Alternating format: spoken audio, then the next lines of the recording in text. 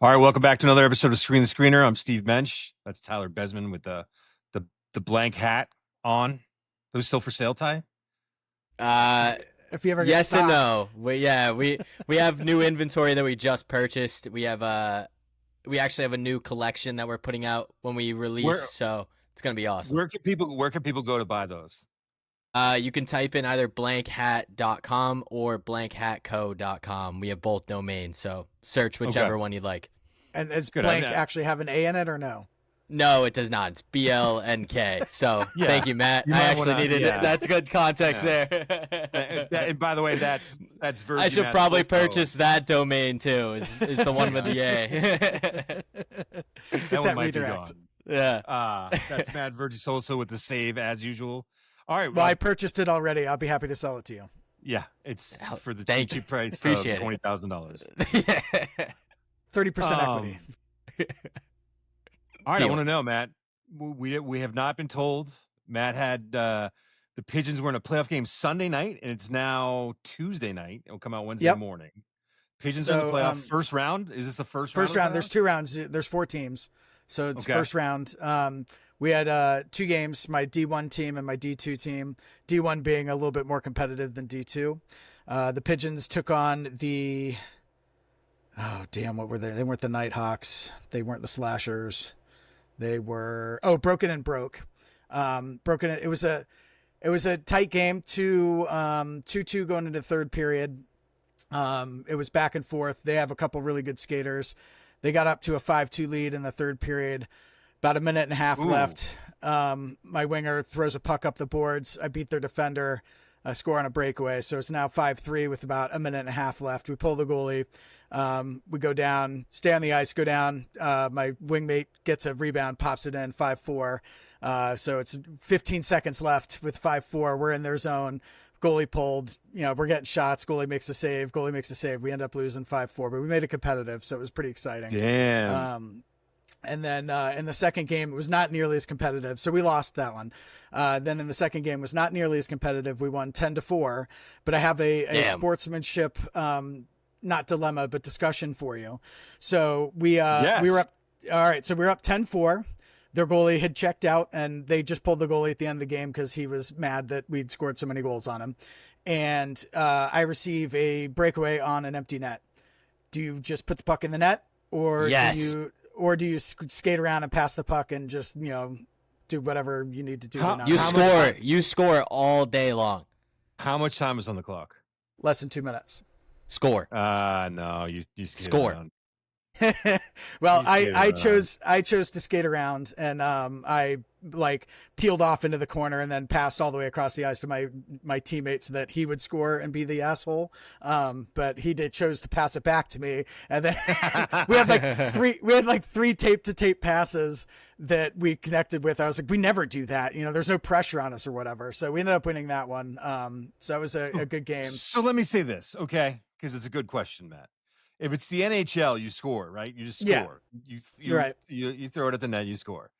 But these are guys that you've hung out with. That you might not know everyone on the other teams, but there might be good dudes. Well, and you don't, if you were if the skate was on the other foot, Matt, and you had to go back in with a pissed off goalie, and you were like, dude, I don't want to even hear about this guy right now, and this is gonna suck this situation, and them scoring at the end only makes it worse, like pouring salt on the wounds. It is beer league hockey. It's not. yeah. Now, if you guys had a history, which I would love if this was a team you had a history with. We have where, teams you that we guys, don't like. We play them in the championship next week. If there was a narrative here of those guys are assholes and you guys wanted to stick it to them, then stick it to them. But if it's just a team you're playing and that guy's already pissed off, you're only making things worse. You skate around. Two things. This was against the Mingos, short for flamingos, and we're the Pigeons, so we call it the Bird Bowl. And there's actually a trophy. I will send you a picture of the trophy in the locker room. It's pretty hilarious. So we do get along with them. No, it's a dog bowl on top of a trash can. It's all painted silver, but there's you'll see it. It's funny. And then, but we actually like them. Like some of their players are sub on our team if we don't have enough skaters, things like that. So I did not want to rub it in their face. Those guys are genuinely good guys or whatever. But even I guess on the bench, the ref was skating by our bench. He goes, "Whoa, you don't see that every day." and then at the end of the game, the other ref comes to me. He's like, "I can't believe you missed that wide open net." Oh, man. But we had Those we had the two good refs. There's one ref that's really, really good. He's funny and like gets what we're doing, but doesn't tolerate a lot of BS. So, but it was a lot of fun. It was a fun night. That's good because, again, Tyler and I have been to a game, and championship. You were borderline dirty. Yeah, pretty much. Championship games 4:50 on Sunday. So 4:50 on Sunday. Yeah, it's early. We might have to figure that out, dude. If I can figure that out, I'm gonna figure it out. Yeah, if I'm not at volleyball tryouts, figure it out. You got a lot going on there. I do. And then the new season starts after Labor Day, so not a long off season. No, they rotate them pretty quick. I feel like you're always playing. I always want to. That's good. All right, enough of that. Although fly pigeons fly, and keep us updated on. Is it the D2 team that's left in it now? Yes, so, the D2 teams. So D1 won last year that I didn't get to play in, and then D2's in the finals this year. It's throwing me off that there's only 2 games. I feel like there should be a longer playoff run, but we'll there's keep not that you many updated. teams in the sections divisions. How many teams are there? 4? 4 teams in each, like in the league, because we're all in Gotcha. southern New Hampshire, so there's just not enough population. Gotcha. All right. Last week we did fantasy running backs. By the way, everyone who's in our league should be watching this just to poach players from us. But that's Seriously. That's the life you live as a podcaster, Ty. You know, it's not easy. It's not easy. Unless we're all just projecting and throwing out false leads. I thought about doing that. God, you would. You so would. All right, last week we did running backs, and then we'll do it the same way. I got a couple questions off the top, and then we'll get into guys that we, really like early. A guy maybe in the middle rounds or sleeper type player that you like, and then a guy who you're not going to draft. I had a really hard time finding one of those guys, by the way. So, if you have those guys, great, but that's kind of the model we're looking at. And to start with, it seems like Jamar Chase is the consensus number 1 guy for a lot of people. And we talked about whether that was going to be Bijan at running back. And I think we brought up Chase at that point too. So it looks like Jamar Chase. I saw Matthew Berry, the great fantasy expert, who's with ESPN. I think he's with CBS in his own company now. He's got Chase number 1. It makes sense. Led the league with 17 touchdowns last year. Everything's still in play for him to do similar stuff. How are we feeling about that? None of us are picking first in our draft, and our shared drafts. Would you, if you're first overall, if you had that pick, who are you taking? Ty, you can go first. I'm going running back this year, but if you're like you have to go wide receiver, it's Jamar Chase, and then it's a gap for me. Like Jamar Chase, just even I had him last year. Yeah. There's for me, like Jamar Chase is light years ahead of Lamb. Maybe not light years, maybe that's dramatic, but he is very much ahead of Lamb, very much ahead of Justin Jefferson. Like for me, Jamar Chase is a clear-cut wide receiver 1, just because of the amount of targets he gets, how he is, like yards after catch, touchdowns for him, red zone targets for him. Like he is that offense in Cincinnati, and Joe Burrow's just not going to stop throwing to him. I think there was a preseason interview where Joe Burrow talked about how he's not doing his job if he's not getting Jamar Chase the ball. So True. Him coming out and saying that again and again and again just goes to show that he's going to be this offense if him and Joe Burrow stay healthy. So I'm all in. So you say light years ahead. Are you saying that you think that Chase is light years ahead of like Jefferson and Lamb as the talent or as no, fantasy value. Yeah, great point. I think the reason you're saying it, and I'm kind of trying to hint at it, is quarterback play, right? I mean, you like Joe Burrow better than you like J.J. McCarthy with Minnesota, and Dak, who, if he can stay healthy with Lamb. Is that part of your reasoning? Definitely, but I also think it's because Jamar Chase is able to do, like, Justin Jefferson, I think, is the best receiver in the league, but Jamar Chase is going to do a mix of everything that you want in fantasy. Like, his short routes are awesome. His deep balls are great. Like, he is going to be able to do everything for you in fantasy that you want. Obviously, Justin Jefferson can do that. I feel like they don't really use him in that way. So that's kind of where I think there's a little bit more of a gap fantasy wise. But you're right. Good point. Talent wise, it's a lot closer. Fantasy wise, I think is a gap. Gotcha. For me, I think it depends on the number of teams you're drafting in, right? If you're in a 10-team league, then I think Jamar Chase is the number one overall pick. But in a 12-team league, because running backs aren't nearly as deep as wide receivers this year, I can really make the argument for Bijan going number one, especially at that like tier. But a 10-team league, I could, then you got a lot more options for running back than you do in a 12-team league. I feel like I love 10-team leagues. I feel like people laugh at them now. Like if you're a 10-team league, it's like it's like the kiddie pool. You're on the bunny slope. It's kind of a joke of a league now that if you're in a 10-team league. But I think it's a great point, Matt. I think it's a great point. If you got to look at it with how deep you're going to have to go there. And if the 10 versus 12 team, I always tend to lean running back. I just do because I do think we would do the same thing, Tyler. But I have different feelings about it. I actually think receivers deeper than running back. I don't think the drop off from Chase. Yeah, I don't think the drop off from Chase is like night and day. I do think he's the clear cut number one. But there's a lot of and we'll get into this. There's a lot of interesting receivers that I think are going to help people win leagues. And with that in mind, this is my question for. I should have started with Matt with the last one because I want to go to Ty with this one again. Is this the year that Kyle Pitts doesn't get drafted until like the 6th round and then he wins leagues for people? That's what it seems like. The mock drafts that I've done, he's getting drafted around like Hunter Henry. Like he's getting drafted pretty late. So I'll just add to it. This is the Kyle Pitts year. Like he's definitely a guy that I'm trying to draft, especially if I get him in the 7th round. I'm like, hell yeah. That's my guy. Maybe not as like I'm going to need a 1-2 punch though. I'm going to need to have another tight end, maybe like, I don't know, like a Jake Ferguson or like a Tucker Kraft late where you have those two guys where it's whoever's going to have a better week. I'm not going to be like confident in Kyle Pitts, but he's definitely a tight end I want to draft this year. So. I feel like it's ego protection for you, right? Just in case he does go up, I'd still got him. If he doesn't play up, you're like, I only wasted a 7th rounder on him. Yeah, exactly. And then that's even where Tucker Kraft is good. It's like, I took a chance on Kyle Pitts. Like, I'm kind of a fantasy genius because he went off last week, but I'm going to play Tucker Kraft. So you're right. It's like an insurance. It's great. So I went to Fantasy Pros. This is where here's what I'll ask you, Matt. Would you take him earlier or later? The ADP, the average draft position for Kyle Pitts right now, is 133. So in a 12-person league, it's 10th, 6th round, 7th round. No, that would be the 10th round, right? 120 would be 120 times 10. No, it'd be the 11th round. Yes, right? I would take Kyle Pitts in the 11th round. That's right though? Yeah, because I guess 120th pick would be the 10th round. I would in a heartbeat. I'm stunned at that number. It feels like it's super high, and I'm like wondering if I'm not reading this right. Who's above him? Who's hold on, pause. It's the 10th pick in the 10th round.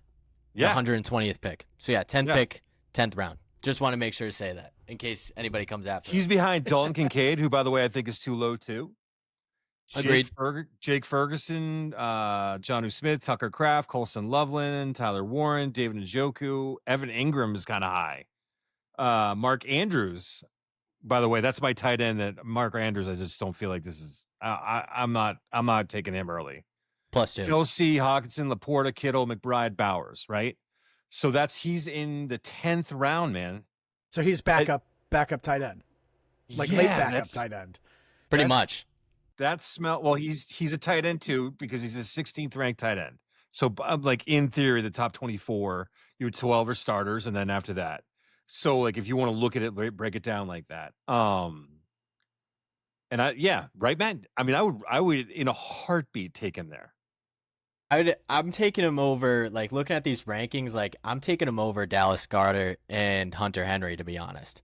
Like that is so late for Kyle Pitts to be in a top 5, probably a top 5 passing offense in the league too. Like they're going to throw the ball.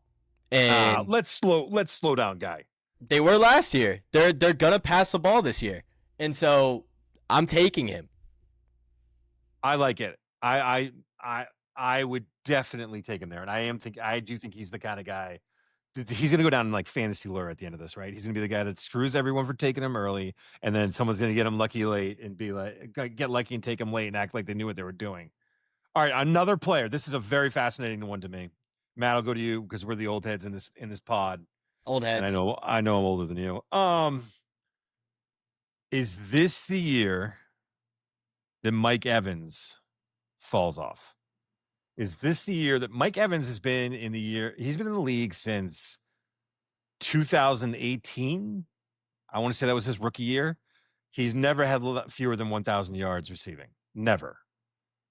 And the touchdown numbers are really good. Like, to me, I'm wondering, is this the year that it's like, whoops, we shouldn't have taken him that early? It depends what early is. All right, so he is draft position. So he has 24 touchdowns over the last 2 years, by the way, just to put that out there. But let's go to the ADP, and he is 44. That's late third, middle of the third, late third in our league. Yeah, I'd be comfortable taking him there. I mean, is he a top 20 wide receiver? I think so. Until he doesn't do it, he is. And nothing has changed in Tampa Bay that would cause him not to get less targets, or, you know, he's still got Baker Mayfield. You know, I don't think that much has changed that would be a cause for change for him to have a less production. Yeah, and Chris Godwin was hurt. And I know they got Emeka Ibuka, and we'll talk about him later on from Ohio State. They drafted him. I just think he'll get enough targets that he'll be all right, but it does scare me because now he only missed 3 games last year, but he missed a game the year before, or in 2022. He's 32 years old now, or returned 32 this year. This is his 12th year in the league. I love him in the 4th round. If he's in the 4th round, I think it's a no-brainer draft him. I actually think that's a really good. I'm gonna get into this. 4th round is your wide receiver 2 or your wide receiver 3, right? Yeah. I think that's an appropriate position for him. Absolutely. So we're not overly concerned. And again, you're looking at the other guys here that are in these rankings, and these people know more than I do, but Cortland Sutton's at 24. He's a little bit behind. Marvin Harrison, your guy, Tyler, is he? What? You know what, Tyler? He's a beast. My apologies. Do you have Marvin Harrison Jr. in the top 5 this year, or what's the situation? Top 5? Of course I do. Top 5 overall, or just receivers? Top 5. Just top 5. Just and you know why you have him there, right? Because he's the best. Upside. Yeah, I think that, and there's another guy I'm going to bring up too. These are guys that I'm kind of concerned about. I'm concerned about Mike Evans, the wheels falling off, because it happens to everyone. I just don't think it's going to happen this year. I'm good with this year, and I think that Chris Godwin coming off There's been injury, change though. No doubt. Again, there is concerning stuff, right? But I just think he's going to get you 1,000, and he could get you between 8 and 12 touchdowns. And if you take him in that range, yes, please. Yes, please. I just think he's that good. The other guy who's, I think, clearly a notch below when we're having this conversation, right? And it's interesting when I really went back and looked at his numbers, is Cooper Kupp, who's no longer a Los Angeles Ram. He's in Seattle. The last 3 years have been tough, right? He had 75 catches in 2022 for 812 and 6. That's not terrible. It's not terrible, but he's not like the guy, Cooper Kupp, that we expected to see from 2019, 2020, 2021, all those years, right? Last year was 59 for 737, or that was 2 years ago, 67 for 710 last year. He's in a new place. I want to see what happens with Sam Darnold. But the thing is that Cooper Kupp, when I really look at his numbers, had 3 outrageous seasons where he was an early round pick. The rest of the time, he's been a good wide receiver 2, an even better wide receiver 3. But saying that, if you could get him in the middle or to late rounds, I'm taking a flyer, man. I just think he's that good. I don't love Darnold. I get it. I just think that he'll get enough targets in what he does to put up decent numbers. Not great numbers, decent numbers. Like, again, that 750 to 850 yards and maybe 6 touchdowns. Yeah. No, I agree. So I did a mock before this actually, and I'm looking at it right now. He was picked 6th overall in round 11. I'm buying him in round 10. Like 100%. And I also, my thing with Seattle is I'm buying JSN as well. I don't know. I'm iffy about him being sort of that late round 2, early round 3 sort of wide receiver. But I'm definitely buying him because we've seen wide receiver 2s perform really well, or other wide receivers perform really well around Cooper Kupp. I know it's a very different offense than what LA has going on, but we saw Puka blossom into a wide receiver 1 playing with Cooper Kupp. Might see that with JSN with Cooper Kupp in that offense. So I'm buying either one, and to be honest, it probably would be Cooper Kupp just because the value in round 10 is ridiculous for a guy like that. And especially if we're talking upside. Yeah, upside. So his Upside. ADP is early 8th. So like I say, but it wouldn't surprise me. It will not surprise me to see him go lower than that, especially in our draft. And our guys, I think, are pretty smart because I think people do look at it and be like, "Oh, Cooper Kupp's kind of a bum now. He's dropped off. He's nowhere near where he used to be." And it's not as bad. This guy hasn't fallen. It's not a complete dropout. But here's the other thing, though. I'm not in on JSN because his average draft position is 31. We're talking about 3rd round. I know. He's actually the guys who are behind him on the Fantasy Pro ADP. Again, average draft position are T. Higgins, Garrett Wilson, Marvin Harrison, Terry McLaurin, Devontae Adams. I'm liking all of them. Mike Evans, I'm liking all of them a little more than JSN, who, I get it, is super talented player, but the Darnold thing scares me. The Darnold thing, his first year there, we'll see. I want to see that play out. So I'm not loving JSN because you got to give up a lot more to get him. You know what I mean? Yeah. And I don't know much about the Seattle head coach, just to be completely transparent. But like going from Kevin McConnell in that offense as a quarterback where it's like plug and play, like, and then going to Seattle, I think he probably got his payday, and then we'll kind of see what the rest of Darnold's career looks like. I hope he does well because he got screwed early in his career, but I don't know. I don't know if I totally see him panning out. If he does, then I'm in on JSN, but as a wide receiver 2, where he's getting drafted right now in his ADP, he's not worth getting as a wide receiver 1. No, I think it's too early. All right, do you guys want to get into guys you love early? Do you want to talk about guys in the middle rounds that are kind of sleepers? I have a great sleeper, by the way, and I'm so angry. I have a better sleeper. I'm so angry about it because I wish I hadn't done it, but I will. But maybe I found my new fantasy expert because I was looking at it and I was like, "Oh, is there something I'm missing?" And the CBS fantasy expert, CBS Sports, Jamie Eisenberg, totally agrees with me on this one. And now I feel like I got to give him credit because I feel like he's saying the same things that I am, and I don't want people to think I'm ripping him off. But I had this thought anyways, and I'm just gonna, because I'm already on the roll. I'm going with it. All right, Ricky Pearsall. Yeah, I've been hearing about it. The 49ers wide receiver right now, his ADP is like 104. You're talking about a guy 104.3. I think he's at worst wide receiver 2 in that system. You got Debo's gone. Jawan Jennings wants to trade, and Brandon Ayuk is coming off an injury. Who are they throwing the ball to? And Pearsall, by the way, and he had that terrible situation last year where he got shot and then came back and all of that stuff, and you get off to a slow start, and it's not, like he was never really right. Yeah. But I remember after one of the comments I made after he got drafted was, I can't believe I didn't give him a first round grade. I gave him an early second round grade. I went back and looked at his report, and I was like, dude, this guy screams first round. Everything I'm looking at, trait wise, skill wise, talent wise, the natural ability, his tape, all of it added up to a first round grade. And for some reason, I just had to give him like an early second round. I don't know. Maybe because it was the rest of the receivers were lining up and I tweaked them. But that being said, Ricky Pearsall at 104 in that system, which is going to, I get it. I don't love Brock Purdy. They're going to find a way to get this guy the ball. He's going to have chances to create after the catch. I just think that Ricky Pearsall is an absolute steal at 104, a guy that could turn into wide receiver 2 for you, and you're getting him, and you're going to get him that late in the draft.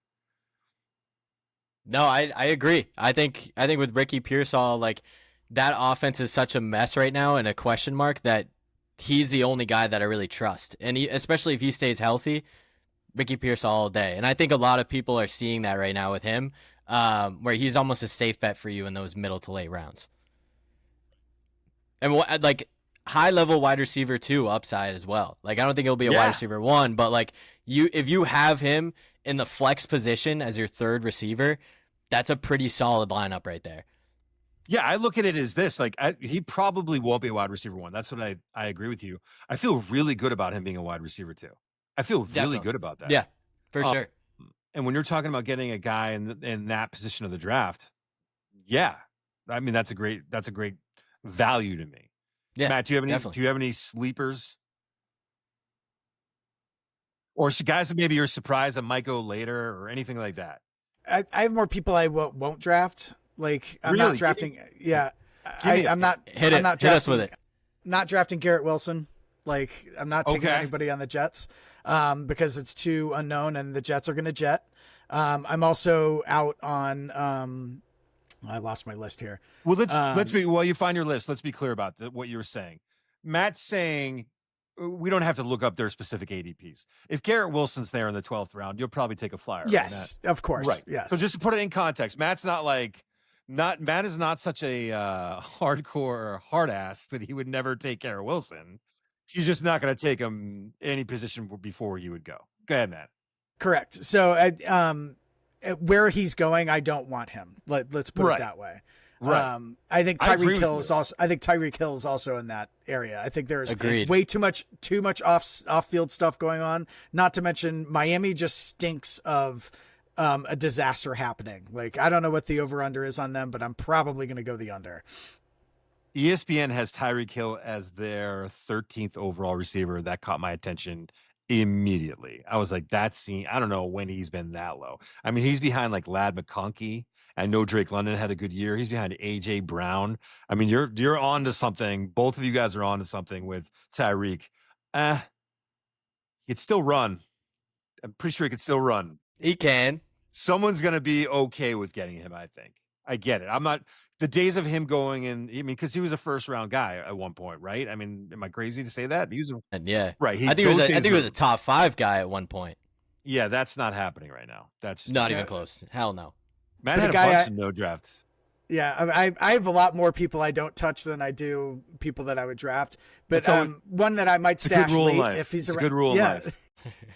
If there's somebody available in the 12th round is Jordan Addison, even though he's suspended for the first 3 games. Gotta ask about him, Matt. You got to put him on your bench, and all of a sudden you've got maybe a wide receiver 2 later in the season. It'll be interesting to see. I think my concern with that is everyone's thinking the same thing. Someone's going to pull the trigger.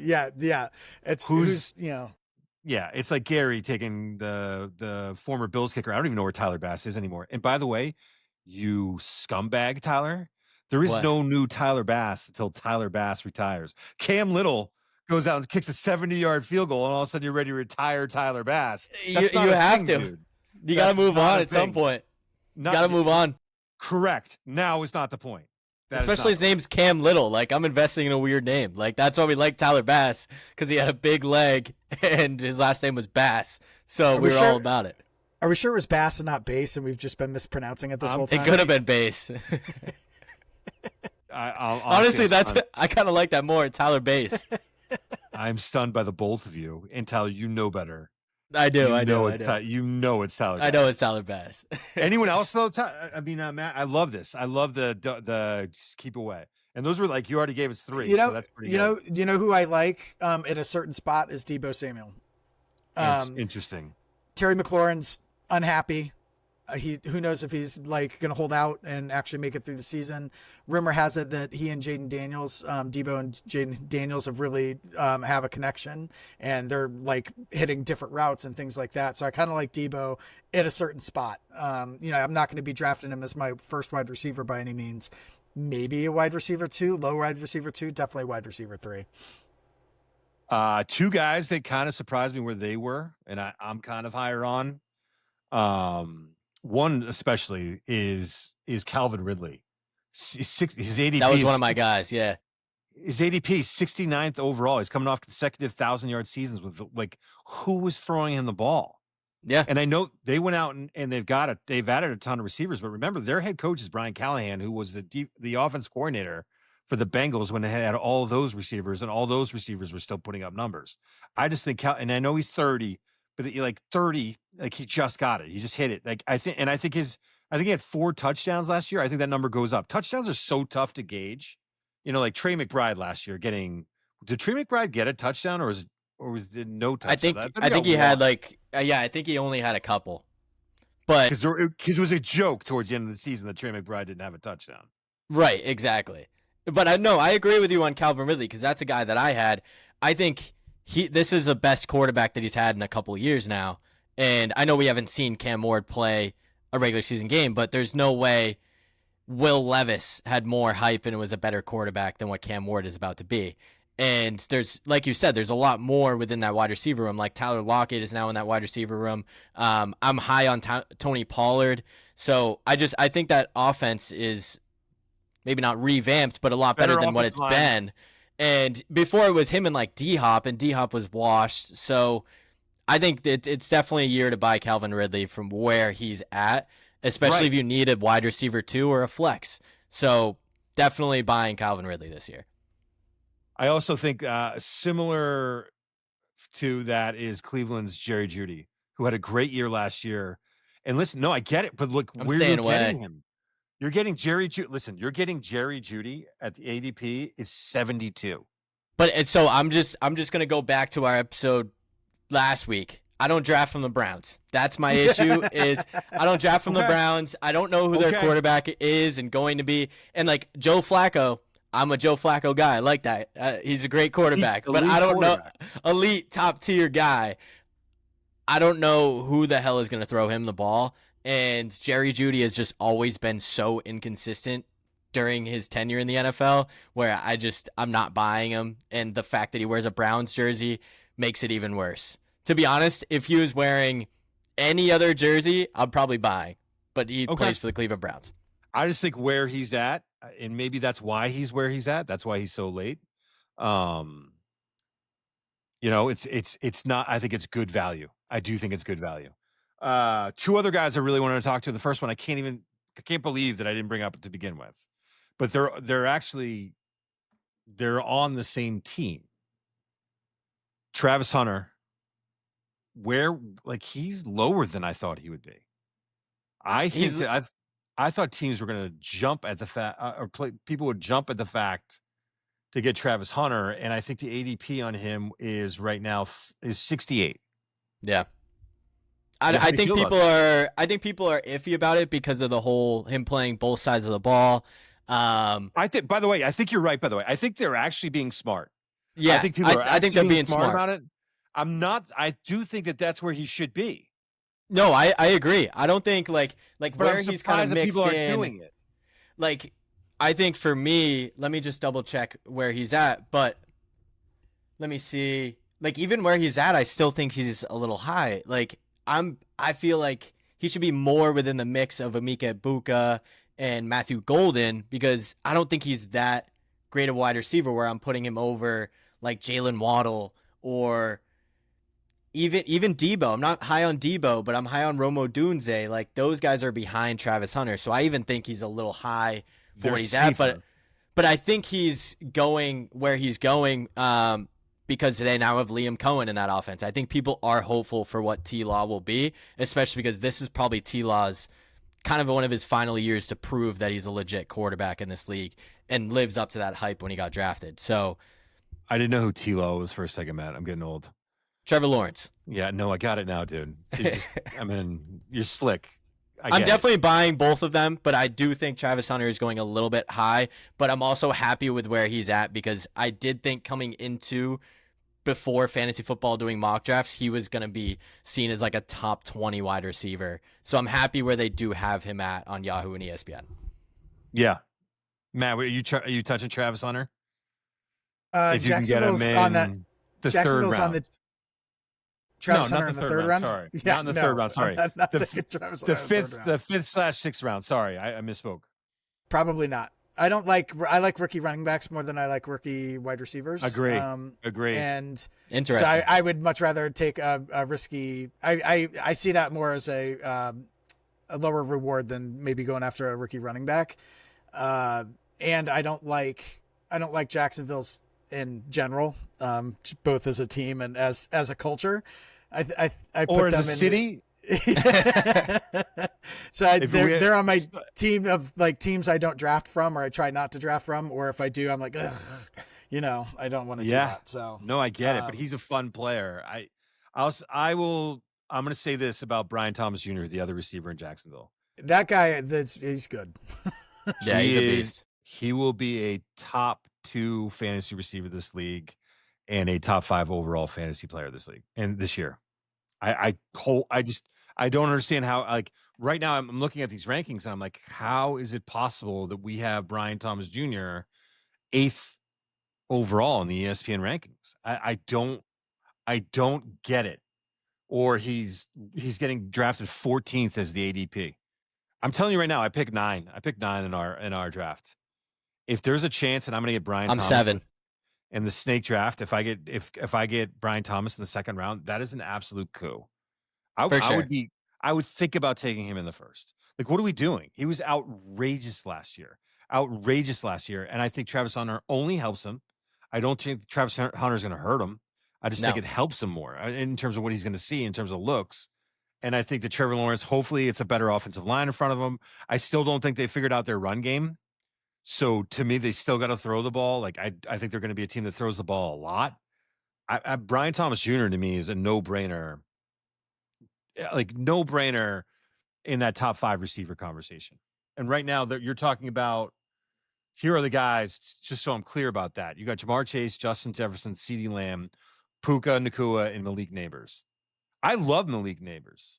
I don't know, like, I'm a little worried about that, man. I love Malik Neighbors. But it is, Mr. Oh my God, what did Russell Wilson call himself? I'm not gonna remember it now. Is it dangerous? No. Oh my God, I can't remember. What is it, Mr. Inevitable? Something like, it was not inevitable, but find indubitable.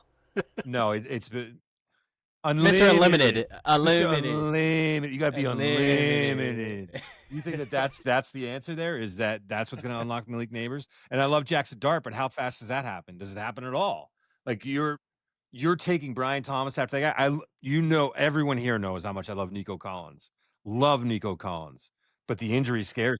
Like, is he going to be healthy the entire year? He was sick when he's on the field. If you get him in the second round, I love that. But Brian Thomas behind Nico, I don't get it. I don't get it. I don't get it either. But my only thing I will say about Malik Neighbors, why is he's actually filthy?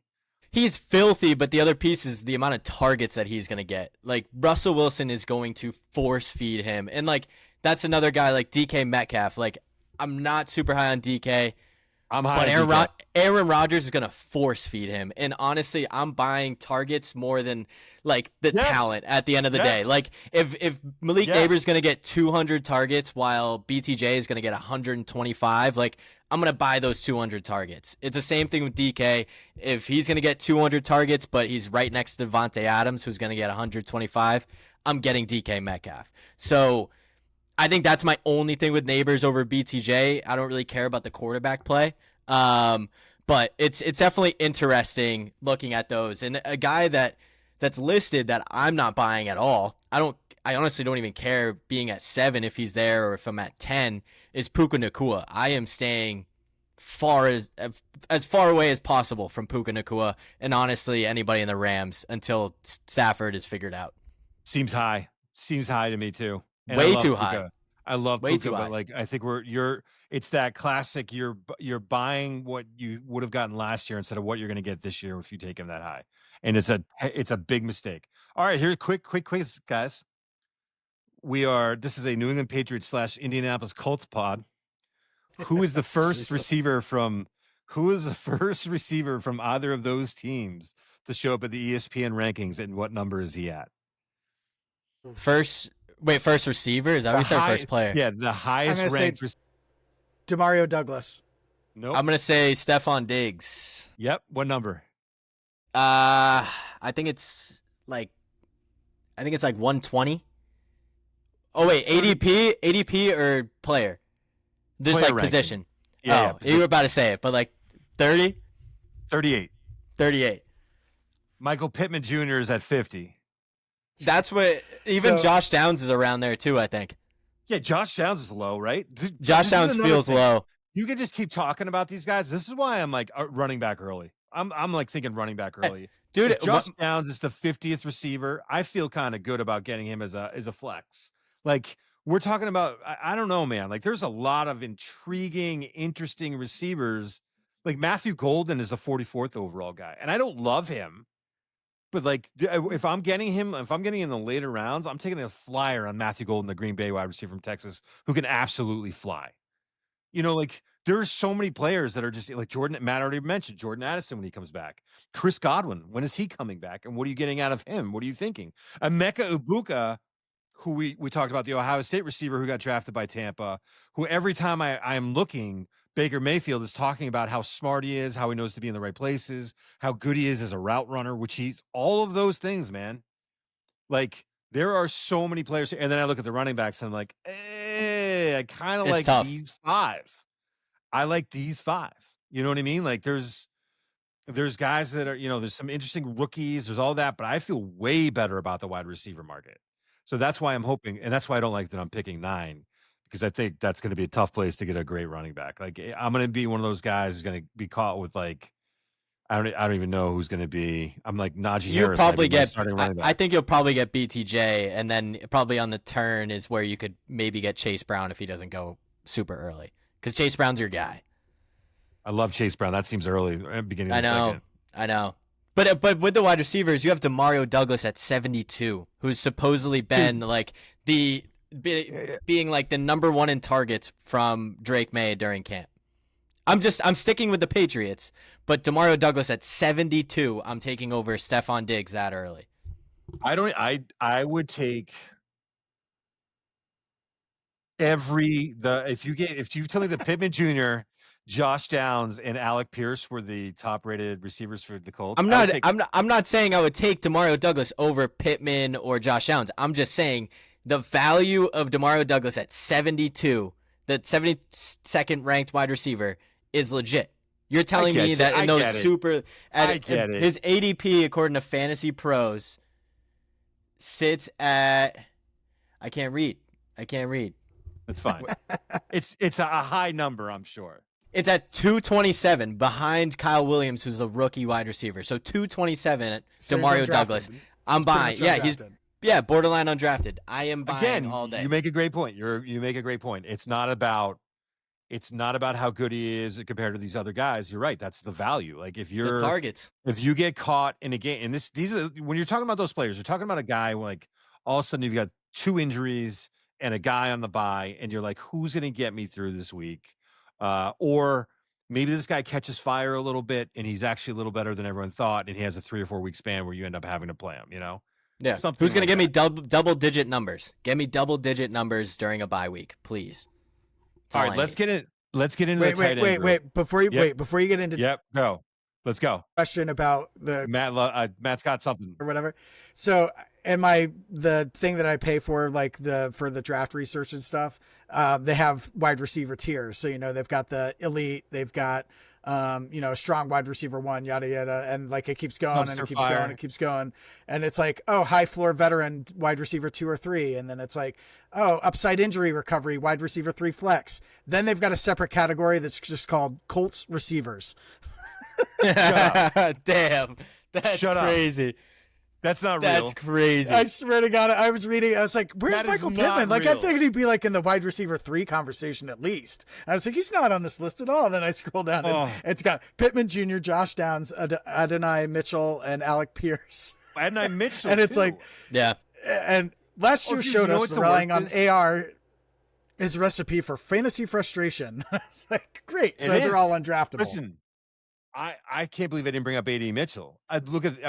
Dude, it is look that people are gonna look back at that receiver room. Those guys are, Matt, I hate to tell you this. They're guys legit, man. They're gonna get scattered and they're all gonna go places, and you're gonna be like, God damn it. Steve, I'm already like that. They're going to be so good somewhere else. Like there's so much talent. Like, dude, Alec Pierce is the fourth of those guys. Dude. He's sick. And oh my god. I think it's the text I sent you today about the new Colts yes, horseshoe-shaped pretzel. I was like, that it couldn't have come at a better time because that is what this season is going to turn out to be. I have gone from like in a late spring, I was like, ooh, the Colts, like I feel like we're good after the draft, like we're going to be good, and I am all out on the Colts. I am like, it is going to be a terrible season, and I'm going to be very, very frustrated all season. So I want to make a transition here, but first of all, I do want to get into this. I wish we could show like pictures of what we're talking about. Matt sent us a picture. The Colts have the concession is you kind of explained it, but what's it look like? It looks like a horseshoe shaped turd. I mean, it legitimately looks like a giant turd in the horseshoe shape. It looks terrible. I think it almost looks like a toilet bowl. Like it is that bad. It is like Google it. Just Google it. It's terrible. It is. It's so emblematic of that franchise right now that you're like, dude, what are we doing? So get out of your own way. Here.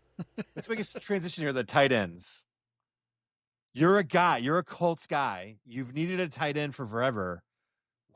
When do you start to say, all right, I'll think about taking Tyler Warren? He'll be my backup. My backup tight end. I think someone might take him before you could take him as a backup. I agree. Yeah. I think he's being taken as a tight end 1. So I've been doing my mock drafts at number 12, and it is just a brutal position to be in. It sucks. It's going to be a tough 12? Yeah, it's tough. Like, and by the way, we both got late picks in Tyler's AI generated. You got like 4th, right? I got 7th. Yeah, I'm in the back half just as you guys. Yeah, back half. But part of me is wondering, do I just draft like, Brock Bowers will be gone before he gets to me probably in the top 12. But then do I go like George Kittle and then Trey McBride and just double up and take away all the other talent from tight end so that nobody else has any tight end talent, and then draft Tyler Warren, and then I've got nice 3 and I can trade one later in the season. I love it. Here's my counter. I'm actually more optimistic about this tight end class than I can ever remember being optimistic about a fantasy tight end class. Like there's guys, this is so interesting to me. Jonnu Smith in Pittsburgh. I'm all set. You're all set. I literally wrote, I have a list of tight ends listed that I am avoiding, and it is any Pittsburgh tight end, 100%. Why? Because the way that they're running, I saw like on Twitter or whatever, I'm not a football guy. Steve, you're my football guy. They're using like every single tight end. It's like a tight end by committee where they have Jonnu Smith, they have Pat Freiermuth, and I think they have another guy where they're running like 3 tight end sets. And I know that they talked about Jonnu Smith being like played out of the backfield like he used to be in Tennessee. I'm not buying it. There's too much going on there where I think Miami was his peak. And then now we're going to watch him just kind of fade away. And he's also with Aaron Rodgers. I think that helps him. I think having Aaron Rodgers, I think DK Metcalf taking the top off, going to help. They're going to run the ball more. I think it helps. Tyler Conklin played awful last year, though. There was no Jets tight end that you were buying. That's my other issue. Yeah. And historically, you're not buying Pittsburgh tight ends. So that's my issue. But he's with the offense coordinator Arthur Smith, who's like everywhere he's gone. John who's put up numbers with him. It's true. That's true. He did in Atlanta. Together. Yeah. I love Freiermuth too, which is interesting. And Darnell Washington, the other tight end that you were talking about. That's what it is. He's a big boy, massive, athletic, like talented dude that they used a 3rd round pick on like 2 years ago. He's actually could be a dude. I wanted us to get him. I get it, but as a tight end too, like he's going as a tight end too. Yeah, but I would rather. There's other guys I would rather want. Like I have a few sleepers that I would take over him at the end, who are younger and I think more athletic. Matt, what round? What round for Tyler Warren? 12 team league.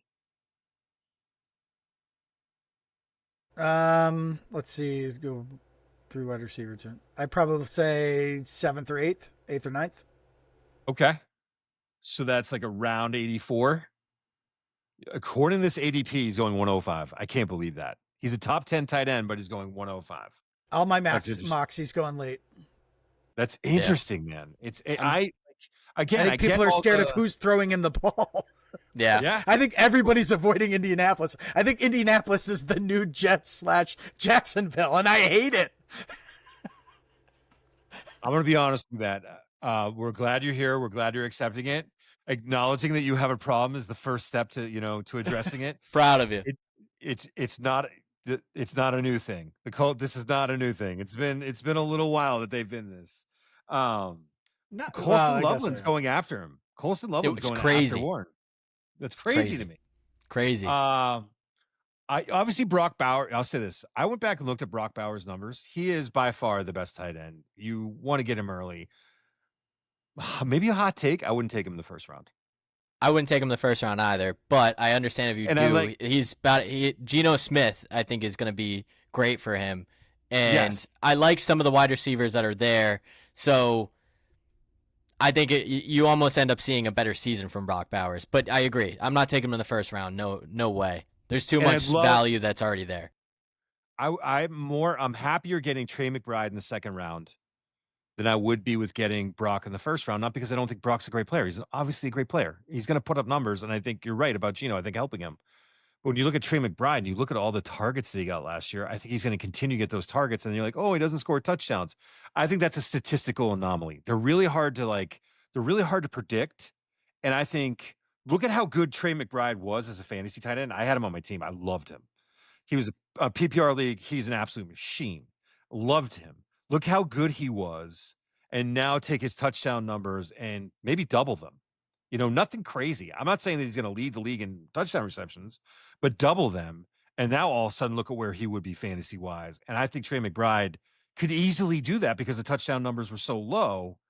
And I think he's still going to get the same kind of targets. I love Trey McBride. I love the idea of people getting in on Bowers early and Trey McBride being available for me in a snake draft that wraps around early second round. All right. If Bowers is available to me at 12, though, I got to take him because yes. I've got at 12, 13, 6 and 1/2 dozen the other if I take him in the first pick of the second round. But I have to take him at 12. I'd agree on that. I'd agree. I think if most of those guys are gone, looking at would you take him over Nico Collins or Brian Thomas? Yeah. I wouldn't. I would take him over Nico. I wouldn't take him over Brian Thomas. Actually, yeah, let me agree. I'm going to agree with Matt. I would definitely take him over Nico. I wouldn't Brian Thomas Jr. I think that's fair. I wouldn't take him over. I think what you guys are saying fair. I get it. I would take Nico over Bowers. Here's what we're talking about, okay? So let's do it this way. Would you rather have Brock Bowers and Drake London? Or would you rather have we'll do it this way, even though his ADP is a little higher this. Would you rather have Brock Bowers and Drake London, or would you rather have Brian Thomas and Trey McBride? Thomas McBride. Yeah. Thomas McBride, yeah. Right. You got to see how it plays out. No, I agree. We're going to see how it plays out. I think there are better combinations of that elite tight end. Again, for someone who's picking where I'm at, if you're picking first, you got no chance of this happening. But if you're picking in that 9, 10, 11, 12 range of a 12-man league and you get the snake, this could happen for you where you get that elite receiver late and then you get a tight end. But then here's where it all comes back to me, though. Even as we're talking through it, who's my goddamn running back? It's not going to be Najee Harris. I'll tell you that right now.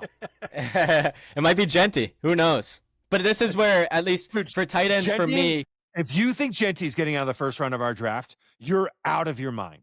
You are out of your mind. Ashton Genty will not be available in the second round of our draft. No, I understand. I don't know. Okay. I understand that, but he might. Who knows? Our league is weird sometimes. It really is. But my thing with the tight ends this year is it's like similar to quarterbacks this year that I'm seeing. Like Jordan Love in the most recent mock draft I did, and Justin Herbert went in the same round, which is round 9. I feel like it's similar to tight ends this year. You can either get the top 5 that are going to be super high early in drafts, or you can get these other dudes who are going to be solid. They can get you double-digit numbers and be a low-end tight end 1 that you can get later on. So that's where, Trey McBride, Brock Bowers, even Kittle, I'm only getting them if I'm I really don't like my best option at wide receiver and I don't want to reach, and same with running back. I don't want to reach on running back right here. That's the only way that I'm going Brock Bowers or Trey McBride in any of my leagues. Especially if you're in a 10-man league, just to mock it again, don't get Brock Bowers, and honestly, in the first round at all. Don't even bother touch. And like, he ends up for me in a 10-man league as a late second round pick. Like, that tight end sort of run starts in late second round. I think so too. Let me throw some names at you. And this is again, I'm not looking at Fantasy Pro. Oh my God, it's fantasy data, fantasydata.com. Sorry. I also look at Fantasy Pro. They got good stuff too, but I've been looking at fantasy data, and this is their ADP and this is their rankings. These are players that are between 20 and 30 on the tight ends. And that means that their ADP starts in the 13th round. I'm going to name some names for you, and you tell me if you're in or out that late in the draft. Okay. Isaiah Likely, Baltimore. In. Dude, Isaiah Likely. I think he's injured and a little banged up right now. I think that's why is he he's going okay? I don't low. know that. If he's healthy, I think he has a better year than Mark Andrews. Hot take. I think this is the year. This is the year that Andrews that likely has a better year than Andrews. Yeah. He's gonna miss. He's gonna miss 6 weeks. He will undergo. I'm out on Likely. He will undergo surgery to repair a broken bone in his foot. But I think this is where you have the conversation of like, I just grabbed Kittle. I'm gonna grab Likely in 13th round because why not? I'm gonna grab Likely super late. Why would you just grab him off the waiver wire in week 3? Yeah, I mean, you could, but then you're wasting a waiver. I feel like, I guess, let me go back for that answer. I'm in a couple keeper leagues. I think for me, I would draft Likely in probably the last round. That way, if he does pop off when he does return, then I can use that keeper in the following year. That's gross. That would be. You never keep tight ends. Why not? I mean, I will say the one league that I'm in right now, the best round 8 I've ever seen was Jaden Daniels, Brock Bowers, and BTJ, and I had BTJ. So that dude that took Brock Bowers is keeping him. I'm keeping BTJ. So explain that to people, because keeper leagues work differently. So if you're in your league, if you keep them, that's your 8th round pick. I wish it's your 6th round pick. Well, that's still good. It's still good. So, but that's where. Some people keepers are their first pick and their second pick. If you have 2 keepers, like that, just right? That's what our keeper league is. Yeah. Which means that you don't really get keepers, and that keeps it nice and fresh. That's the Sofa King league. Yes. By the way, we have. All right, so hold on. I've seen those eyes, Steve. I'm just saying. I can't. No, I can't. That league has caused way too much heartache for me. Way too much heartache. Get back into it. I'm honestly right now. Can you tell? I'm starting to sweat. I'm having a physical reaction thinking about Dalvin Cook right now.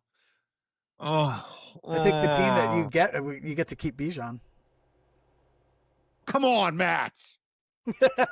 I have a lot of sleepers for tight ends, by the way. Hold on. This is 20 for 30. You haven't let me go through my sleepers yet. I don't care. Mason Taylor from the Jets. Everyone out on him because of the Jets. You're in? I'm in. He's one of my deep sleepers. Yes. Yes. Me too. I'm with you, Tyler. Mike Gesicki, I'm out. Elijah Arroyo from Seattle. I'm buying. He's one of my deep sleepers, but he's a waiver wire guy. I'm not drafting him. Same with Mason Taylor. I don't know if I'm drafting either of those guys unless I'm getting a top 5 tight end earlier in the draft. Dalton Schultz, Houston. I kind of like him, man. I think the other kid that he was competing with, I think Brevin Jordan got hurt. I don't know. I kind of potentially more targets for Schultz too, because there's less less mouths to feed. Here's one I really like. I love this as a waiver wire guy, but maybe I just take him with the last, before defense and kicker are obviously your last 2. So when I say last pick, last position pick, Darren Waller, Miami. I like that. Give me that. I love lottery tickets, man. Kid's got a talent. When I go to Bruins games and Celtics games, I play the 50-50, buddy. I think he's a better rapper than football player at this point. There's no way I'm getting Darren Waller. I heard one of his songs. Not that bad. Not that bad at all. That's what I'm saying. I think he's a better rapper than football player now. I'll be honest with you. Hey, listen, Darren Waller. Maybe you shouldn't be going back. Yeah, no, I agree. Same thing with Damian Lillard. He's injured. Start getting back to rapping about. It was like it was obviously talking about, because this, like, when you're a rapper, you talk about your experiences, and Darren Waller's been very open about having addiction issues and overcoming it. And dude, I was stunned. I was like, I don't know if he's gonna win any Grammys anytime soon, but I was like, not that bad. Not that Better bad. than better than a lot of other guys. I love Arian Foster, the football player, and he's great on Barstool. His music, Is he better than Deion Sanders? Yes. But Deion's a better showman. Like Yeah, Darren Waller, the production was great, the video was great, but Deion's a showman. Deion's Yeah, Deion doesn't need to be. He doesn't have to be as talented a singer or dancer. A singer, because he's a great dancer and he's a great hype guy. You know what I mean? Like, Deion's Deion. All right. How's this for a strategy? If you get top 3 tight end, Here we go. Do you even get a backup tight end? Just ride that pony until the bye week, get somebody off the waiver wire for the bye week, and then ride him the rest of the way so that you can stock up on running backs, because it is going to be a complete crapshoot on the running backs after the top 15. Love it. I love your strategy. I do. I think this is a great strategy. Which I always bring this other one up because I'm going to bring it up on this pod right now too. But I love the strategy. I love the thought. The thing that scares the crap out of me is you're saying top 3 tight ends. One of those guys is George Kittle right now. You are taking a pretty big gamble. If you're telling me I can get George Kittle and then take a shot at a Dalton Kincaid from Buffalo late in the draft, I probably use the roster spot to keep Dalton Kincaid, because I think he's a pretty good flyer, and Kittle gets hurt. Now, if you're getting Bowers, who's young, and Trey McBride, who are young, and you're thinking to yourself, I'm going to just roll with it, that's great. But if that guy gets hurt for the league, you're now, some of the guys that you're trying to get in there are like Cade Otton from Tampa Bay, hoping he has a good week. You know what I mean? Like, these are the players that you're talking about. And, you start to do that. And I've played this game, man. What's the dude's game from the name from the Saints, who's like White Lightning? He can run faster than anyone in the league, and he's playing quarterback and running back. What's that guy's name? Taysom Hill, man. Taysom Hill. He'll put up 40 for you, and he will put up 0.4 for you. And that's just what Taysom Hill is. So you can play that game. I don't hate the strategy, but that's the game you're playing. Like, that's what you got to get into. I will also bring up this strategy real quick, because we're over an hour and everyone hates it. I still think there's an argument for drafting all of your players with the same bye week, and then just trying to piece it together, and even leaving an open spot if you have to, so you maximize every other week. I think there's something to it. There's something to it. No, because then you don't ever have any of your starter. If you can't line it all the way up, but you might have 2 bad weeks, and then you have your best team for the rest of the weeks. No, that's fair. I think not worrying about the bye week when drafting, I think, is the way to go. But I wouldn't try to line that up. I think I'm all set on that. Yeah, no, but I never worry about it. But I don't care. I do for certain positions. I worry about it for QB, because you can't have trying to stream a QB, and that's a big enough point value on the team that I need to make sure my backup is not on the same bye week. Hill, dude, that's what you need. Just Taysom Hill. He'll probably be available. Okay. I'm just going to draft both Daniel Jones and AR, and then just roll week to week. Because I can get them both in the 2 rounds before your kicker defense rounds, and then I'll just be golden. My guess is you can get him after the draft, man. I think you can get him. I think you can get him after. You know what I mean? I don't think anyone's like, hey. So there's got to be 8 starting quarterbacks that get left out, right? Because unless someone's taking 3 quarterbacks. But there's some guys who are going to be not picked. It's going to be a tough day at the schoolyard for the quarterbacks at the end of our draft. And my God, Daniel Jones is going to be, he's going to be on the outside looking in. What a disaster. Hold on. I got to give you my deep sleepers. There's no way we can do a pod without me giving goddamn sleepers. We'll only talk about these top tier guys. All right, need deep sleepers. So wide receivers, I'm going to start there just to flash back a little bit. Dante Thornton in Las Vegas, buying all day. That kid's a monster out of Tennessee, deep sleeper. Torrey Horton, big fan of his in Seattle. I think he's just going to be a dog. 2 rookies, by the way, who who I really liked coming out. I think I also had not Thornton as much as Horton, but I like both. I'm also just like Vegas for me. I'm curious. I want to get a wide receiver from Vegas because of Geno Smith, just to see how it goes. Anyways, moving back to tight ends, deep sleepers, Brenton Strange in Jacksonville. I'm a fan of that offense this year. I think Brenton Strange will have a year. I'm going to butcher his name. It's going to be really bad. Chig Okonkwo in Tennessee. I'm a big fan of. I think him and Cam Ward can have a pretty good duo. I also had Loveland and Warren. Doesn't matter. I honestly don't care which one I get. I want to get one of them because I think Loveland or Warren. I just had them as sleepers as like a must. I don't think they're sleepers, but I hear when you say I don't really care like which one I get. But then my other ones was Mason Taylor. It was Elijah Arroyo, which I was iffy about, but then I saw that Noah Fant got released. And then Theo Johnson is another guy in New York that I do like. I'm curious to see how Russell Wilson does. And then a tight end that I like that's not really a sleeper, but I think he's around that Warren Loveland area is Evan Engram. I think he'll be great in Denver. I'm interested to see like this kind of. I think there's a lot of reasons we can go into. You like Penn State tight ends, by the way. I don't know if you realize that. I didn't, but now I know. Strange, Johnson, and Warren, all Penn State guys, which, by the way, I think is a good thing. The one thing I would say about Chig Okonkwo, I think that's how you say his name, is when you look at, they did draft Gunnar Helm, but I'm not sure. Okonkwo is like super talented, dude. Look at what he's athletic as hell. Look what Cam Ward did with Elijah Arroyo. That was his tight end in college, and they were really good together. So there's something to be said about that. Those are all very interesting. The thing about Evan Engram, who I really like, I just every year I think he's good. Or like I don't know why people don't like him more as a receiver, as a fantasy guy. I feel like I'm going to be a hater for saying this, and I know people are going to say I'm a hater. I'm not sold on Bo Nix yet. I'm not either. I'm not either, and I hate the hype. I want to see what year 2 looks like because there's a lot of hype right now, man. I think it's Mac Jones 2.0. One of the ESPN experts, I think it was Matt Bone, who I love. Oh God, he let me have that.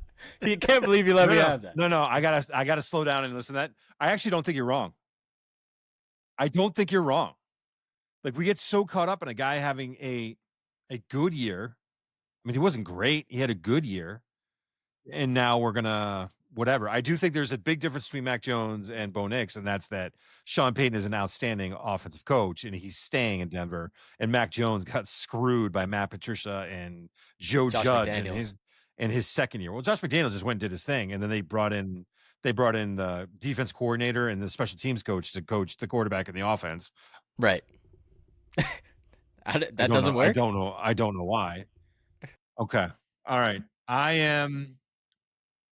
Listen, I'm gonna be honest with the people here. We're gonna wrap it up here. It's an hour and 8. We gotta get going. You can find us in all the places that you think you can find us. Just search Screen the Screen. You're gonna find it. Just search it. God damn it. I need both of you to keep your phones on tonight. I need to trust both of you because I may be calling and saying I could keep Bijan. I could get back in this Nova thing. You're getting back in the league, buddy. No, don't listen, guys. I'm serious. I need both of you to talk me off that ledge. I need you guys. It's not happening. Listen, we've been down this road before, Steve. This is not a good idea. You know what I mean? Like, I need you to be my fantasy sponsors and not. Listen, I'm gonna hype you up. Jordan took a step away from basketball and came back. I think this is your calling, man. You took a step away from the league. Now you're back, and you have Bijan. I think it's your time. I'm already like, it's time. It was like, it wasn't like I was not close to winning. Like I was close to winning a few times. Like I could have won that league a couple times. Dude, no. And people don't know. Like we won't get into it too much. That league, I would generally get in the playoffs. I think most years I get in the playoffs, and I would lose in some kind of heartbreaking fashion. I mean, and it usually, I will be honest, a couple times was at the hands of Virgie over there. Not cool. I think it was, you know what, Matt? It was probably probably bad for our relationship too. Just keep that in mind when I call you later on, okay? You see, like, Tyler, your response to me, like, why don't you just go to the bank, take out $100 and set it on fire? That would be the same thing. What were you going to say, Matt? I was going to say, I can't. Are we going to do the pod before the draft on next Monday? Yes. Okay. Yes. And so we'll draft right after that. So Yeah, Yes. buddy. Are we gonna draft So- in the studio? I think we can. I think we could also probably chat about this after the pod. But yeah, I think that's probably best bet. Hey. Is that we could do it at the studio. Listen, if anyone has any thoughts, share them with us. Yeah, let us know where we should draft next Monday. But yeah, search us out on every single platform but Apple Music, because absolutely screw Apple Music. Yeah, Tyler it's like Matt with the Jets. It pretty much is. But you'll be listening to us next Tuesday morning as we prepare for the draft on Monday, the 18th. They can't listen to us as we're preparing for the draft. draft What'd you will say, be over. Steve? I don't know. You know what?